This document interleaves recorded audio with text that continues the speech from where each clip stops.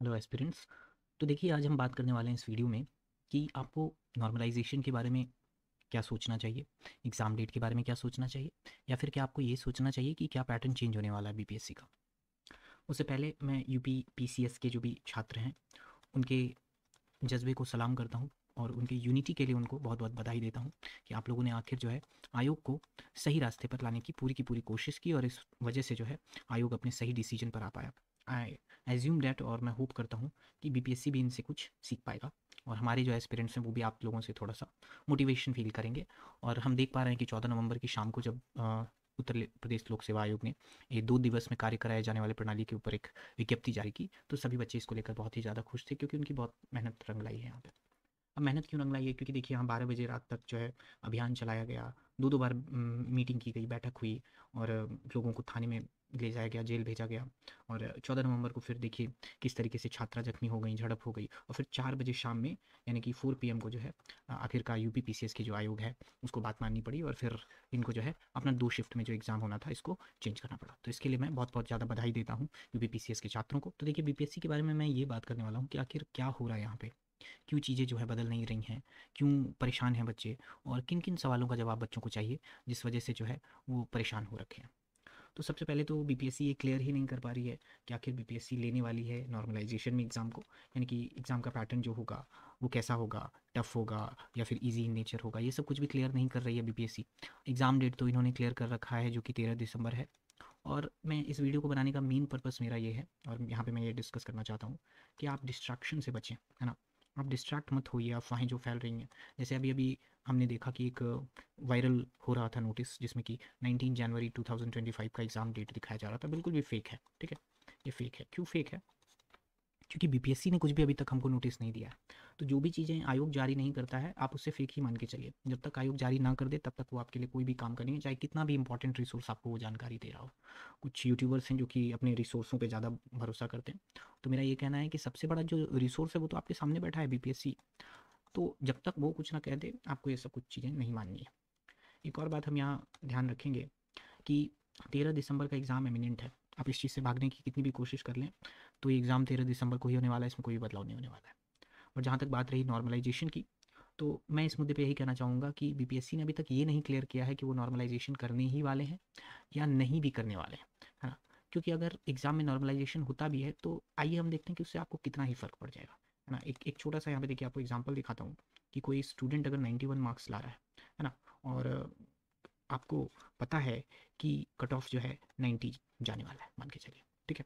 और एक और स्टूडेंट है जो कि यहाँ पे मार्क्स लेकर आया है 95, ठीक है।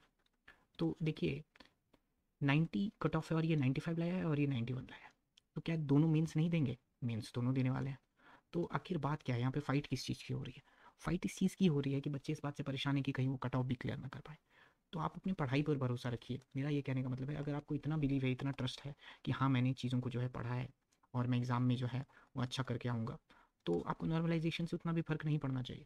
क्योंकि अगर आयोग ने ला दिया नॉर्मलाइजेशन और आप इस बात में कुछ नहीं कर, आप ये तो नहीं कह सकते ना कि 2035 सीट में से मुझे एक पर भी जॉब नहीं चाहिए अगर नॉर्मलाइजेशन हो गया तो।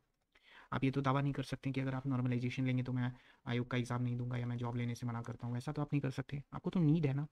तो आप इस बात को ध्यान में रखिए कि आपकी नीड है। आप आयोग के ऊपर प्रेशराइज करके कि नॉर्मलाइजेशन मत लीजिए, आप रिक्वेस्ट कर सकते हैं। आपकी रिक्वेस्ट मानी जाएगी या नहीं मानी जाएगी वो आयोग के ऊपर निर्भर करता है। दूसरी बात है कि मैं बीपीएससी से रिक्वेस्ट करना चाहूँगा कि प्लीज़ ऐसे अटेम्प्ट मत लीजिए जिससे कि आपके जो इतने बड़े आयोग का जो गरिमा है उसको ठेस पहुँचे। क्योंकि अगर आप कहेंगे कि मैं नॉर्मलाइजेशन करने जा रहा हूँ तो आपको थोड़ा यूपीएससी से सीखना चाहिए। अगर आप सीजीएल एसएससी, है ना, इन सब से अपनी सीख ले रहे हैं कि मतलब वहाँ तो नॉर्मलाइजेशन होता है, तो देखिए वहाँ लाखों की भीड़ है तो नॉर्मलाइजेशन होता है। बीपीएससी कितने ही छात्र भरते हैं, बहुत कम। और 5 लाख छात्रों में अगर आपको नॉर्मलाइजेशन करना पड़ रहा है तो मैं कहीं ना कहीं मानता हूँ कि आयोग का फेलियर है, ठीक है।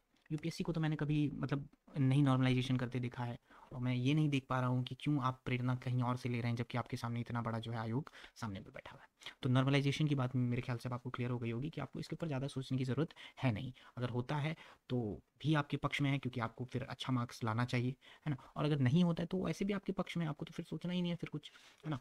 अब देखिए बात आती है एग्जाम डेट पे। एग्जाम डेट नहीं बदलने वाला है मेरे दोस्त, एग्जाम डेट में कोई चेंज नहीं होने वाला है। आपको जहाँ से भी इन्फॉर्मेशन मिल रही है कि एग्जाम डेट चेंज होने वाला है, फेक है। अब ऐसा अगर बीपीएससी ने खुद आके कह दिया कि हाँ मैं एग्ज़ाम का डेट बदलने वाला हूँ और वहाँ पर मेरे पास एक स्पेसिफिक रीज़न है एग्ज़ाम की डेट को बदलने का कि जो कि जेन्युइन होना चाहिए, तब फिर हम मान लेंगे कि एग्ज़ाम डेट बढ़ने वाला। अगर एग्ज़ाम डेट बढ़ गया तो सिंपली आप अपना मार्क्स बढ़ा दीजिए ना, है ना, प्लस कर लीजिए अपने मार्क्स में। अगर आप 95 पे हैं तो आप कोशिश कीजिए कि हम 105 पे आ जाए। तो इसमें कहीं से भी कोई समस्या नहीं होनी चाहिए। अगर आपका एग्ज़ाम डेट बढ़ता है, घट तो नहीं सकता है, बढ़ेगा ही, बढ़ेगा तो आप उसको पॉजिटिव वे में लेके चलिए। अब एक लास्ट इंपॉर्टेंट टॉक जो आपसे करूंगा वो मैं पैटर्न के ऊपर करूंगा। क्यों करूंगा? क्योंकि इसके कारण बहुत ज़्यादा कन्फ्यूज़न है ना। और अगर आप कन्फ्यूज़ रहेंगे तो आप क्या करेंगे ना, हेजिटेट करेंगे। मैं ये नहीं करूँगा, कह रहा हूँ कि आपको आता नहीं है, ठीक है, आप हेजिटेट करेंगे एग्ज़ाम को क्लियर करने का जो पैटर्न है उसको ब्रेक कर लेंगे आप, मतलब आपके पढ़ने का जो पैटर्न है उसको ब्रेक कर लेंगे और फिर आप प्रॉब्लम में फंस जाएंगे। तो आइए हम नेक्स्ट स्लाइड पे देखते हैं कि आपको प्रॉब्लम में कैसे नहीं फंसना है, क्योंकि फंसने के तो बहुत सारे तरीके हैं और हम यहाँ सॉल्यूशन पे बात कर रहे हैं, है ना।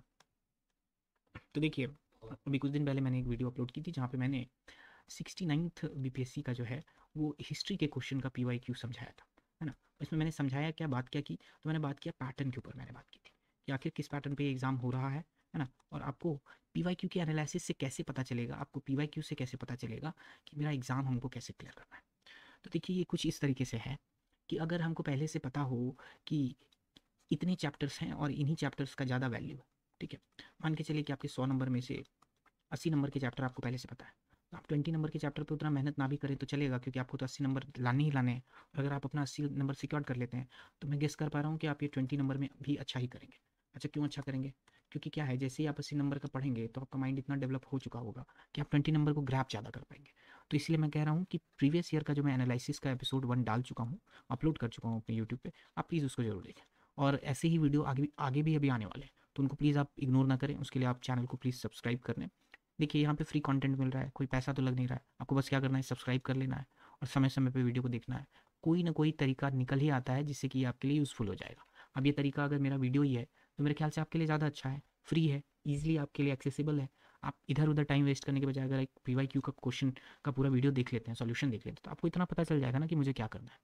तो मेरे ख्याल से ये वीडियो आपके लिए होपफुली हेल्पफुल रहेगा और मैं उम्मीद करता हूँ कि आप अफवाहों से बच के रहेंगे। और ध्यान रखिएगा कि आपका सबसे बड़ा जो इस वक्त शत्रु है वो डिस्ट्रैक्शन है, क्योंकि जो 25 दिन बचे हैं वो आपके लिए समझ लीजिए कि मार्क्स हैं, 25 मार्क्स हैं। अगर आप एक दिन भी खोते हैं तो आपका मार्क्स जो डिटोरिएट होने लगेगा, फिर आपको आगे problem. Thank you very much.